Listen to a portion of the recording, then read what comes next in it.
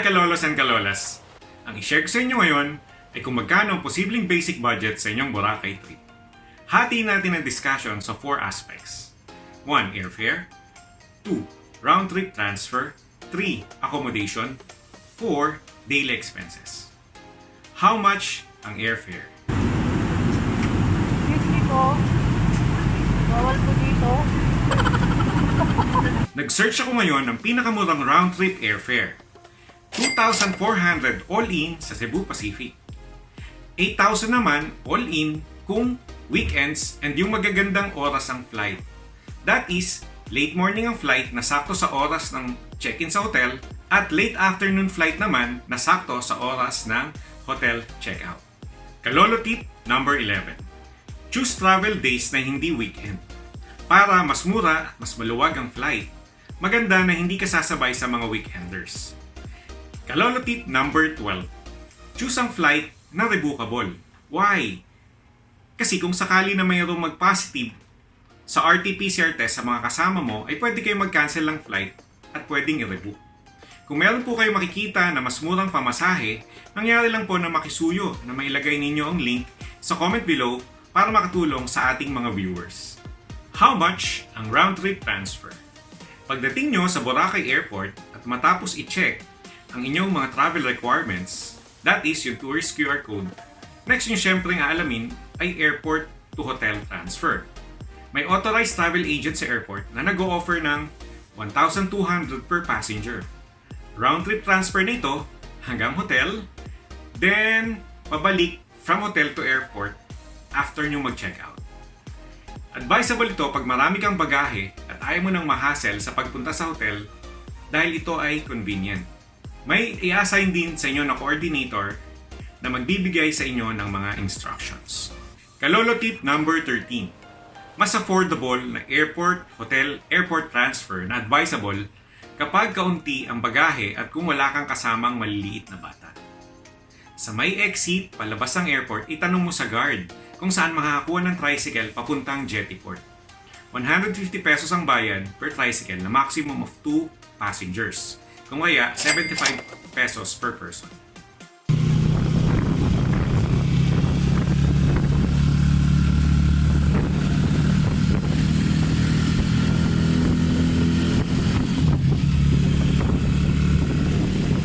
Pagdating sa jettyport, hanapin kung saan ang pila ng mga nanaklanong travelers para makasakay ng boat papuntang Boracay Island. Check muli dito ang tourist QR code. The next step is bibili ka at magbabayad ng terminal fee, environmental fee at boat fare. Total is 380 pesos per local tourist. Pagdating sa Boracay Island, ipagtanong naman kung saan ang pila ng e-trike papunta sa inyong hotel. Ang e-trike ay kalimitan na ginagamit sa island para iwas air pollution. 150 pesos per e-trike, maximum of 2 passengers or 75 pesos per person. Pagbalik naman from hotel to airport, ito naman ang mga pamasahe. 75 pesos para sa e-trike, 30 pesos para sa boat, 50 pesos para sa tricycle from jettyport papuntang airport, or a total of 155 pesos per passenger. Therefore, ang option B mo ng airport, hotel, airport transfer ay 685 pesos per person.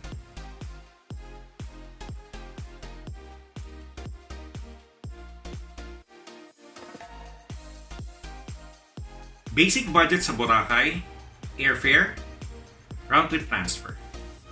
How much ang hotel? Base sa pag-search ko sa Google, 3-star hotel rate starts from 1,500 pesos per night with free breakfast for 2. Kung 5-star hotel naman, starts from 4,000 up to 25,000 pesos per night with free breakfast for 2. Kalolo tip number 14. Choose a hotel na pwede mong i-rebook. Why? Kasi kung sakali na mayroong mag-positive sa RT-PCR test sa mga kasama mo, ay pwede kayong mag-cancel ng reservation at pwedeng i-rebook. Kalolo tip number 15. Pili ng hotel na aayon sa plano mong activities. Kung gusto mo ng kaunti ang crowd para mas makapag-muni-muni ka, ang tip ko sa iyo ay pilian mong hotel sa Station 1 or yung mga mas high-end na hotels like Shangri-La, Crimson, or Fairways and Blue Water. Kung gusto mo naman na affordable ang mga pagkain at malapit sa mga shops, piliin mo ang mga hotel na malapit sa Station 2 or 3. Dagdag kaalaman, mas pino ang buhangin sa Station 1 than Station 2 and 3. Basic budget sa Boracay Trip, airfare, round-trip transfer, hotel accommodation, daily expenses. How much ang daily expenses? Ang budget per meal ay 100 pesos kung kakain ka sa mga fast food na lamapit sa the mall. Kung may budget ka naman, mga 350 pesos. Sa next vlog ko, i-share ko kung saan kayo pwedeng kumain at kung ano-ano mga optional activities at kung magkano. Kung sakaling i-require pa ang RT-PCR test, how much nga pala ang RT-PCR test? Ito ay diniscuss ko na sa aking previous vlog. Anyways, ilagay ko na lang din ang price range dito sa basic budget summary.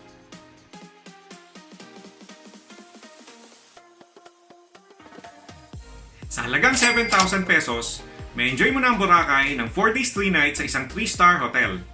Happy trip at ingat kayo mga kalolos and kalolas! God bless us all!